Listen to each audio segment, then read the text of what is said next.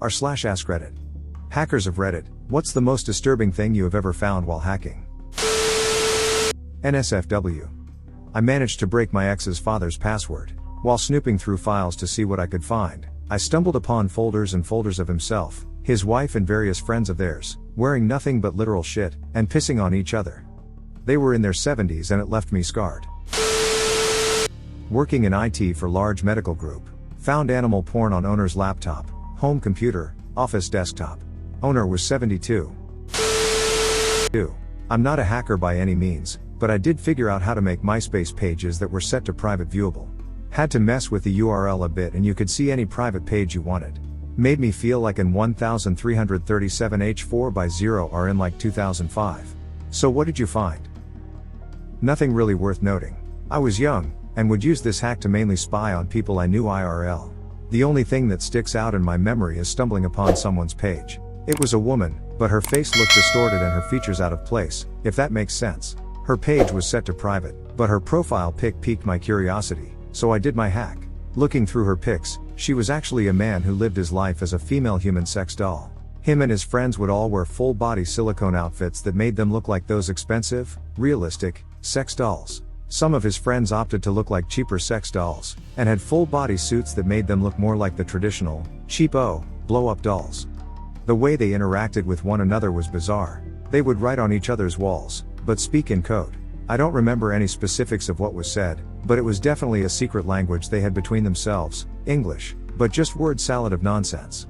Again, I was very young and, at the time, unaware of anything other than regular sex I had learned about, so it never crossed my mind that this was a kink, not knowing what kinks even were or that sex dolls existed, so I found the whole thing incredibly strange.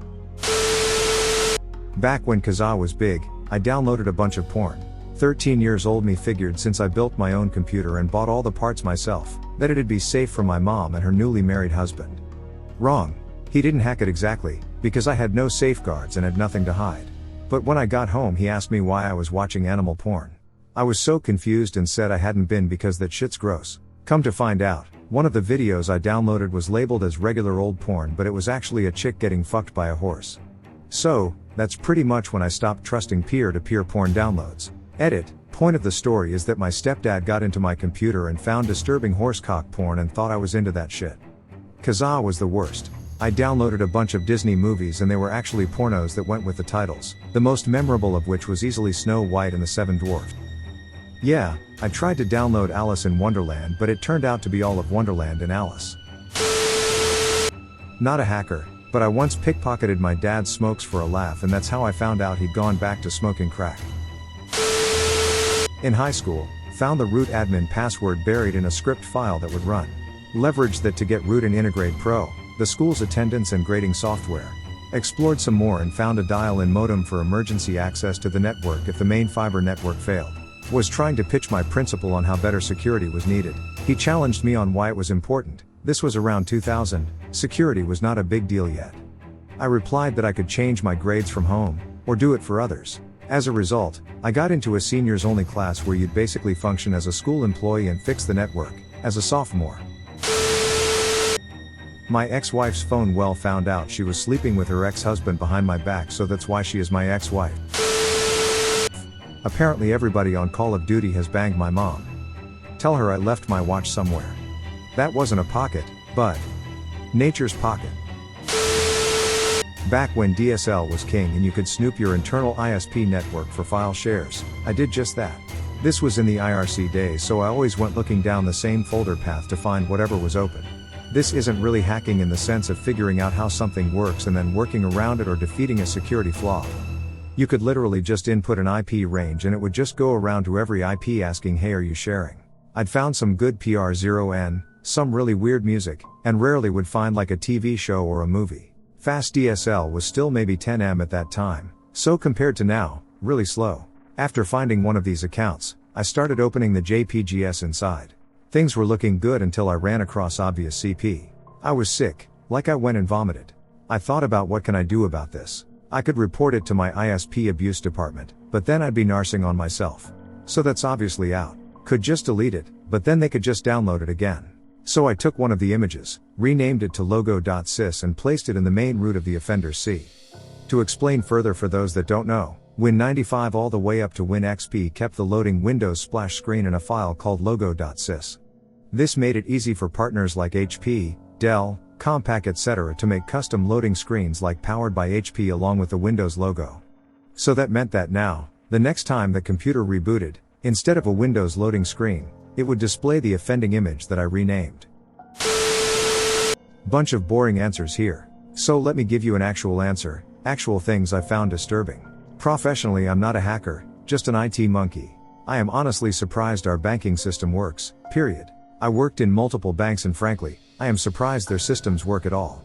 Some servers are 20 years old, some do not have working DR solution, some are using software that is no longer on the market, so if those servers break, and they are 20 years old, there is no working alternative in place.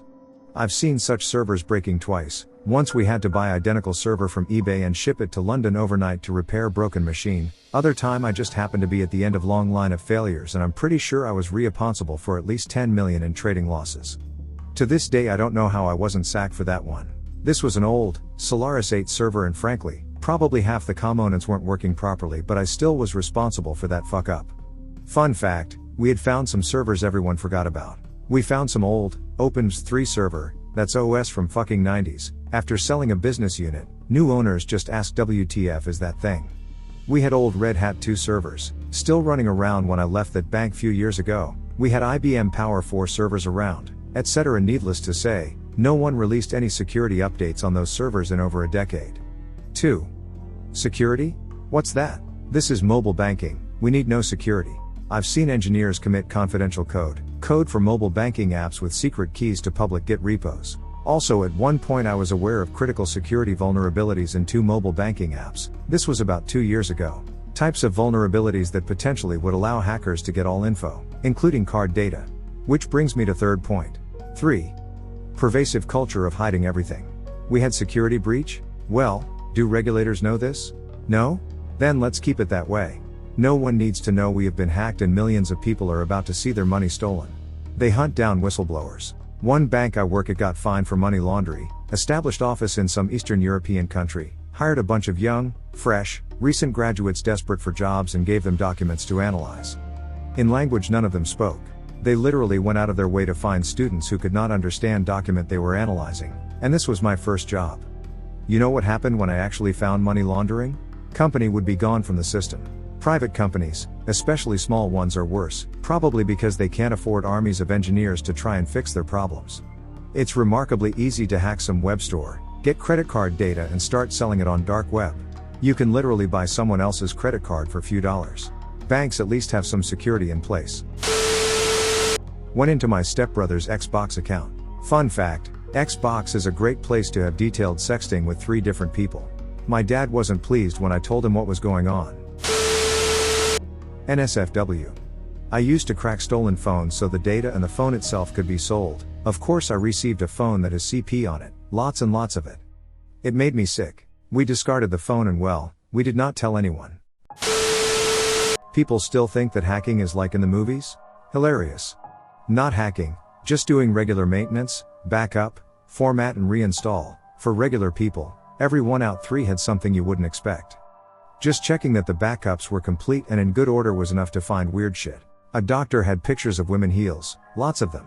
The lady in accounting had pics of cats mating. No videos, nothing else. Pics.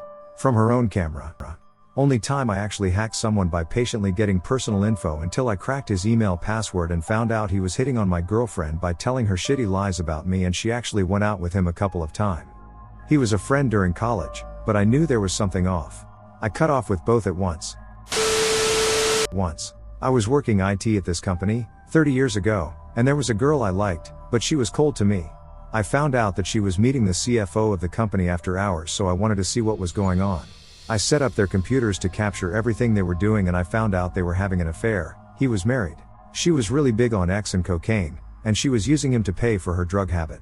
She had already milked him for $20,000 of money and it appeared they were going to make a big score on cocaine in the near future. He was getting a lot of sex from her, and to be honest, she was not only hot but freaky, so I get why he was being stupid. In the end though, he lost his job, got divorced, and she framed him and he served jail time for the drugs. There was no trace to her because she had covered her tracks. That is, Until I took the messages I had copied and I sent them to the detectives. I remember the day they came and got her at the office. It was a huge thrill to see her get arrested. No one ever knew who sent the evidence. I was questioned by my boss, but since I was at such a low-level entry job they didn't realize the abilities I possessed. I had already removed the spyware off the computer and cleaned up before they knew what happened. Make sure to leave a like and subscribe for more videos like this.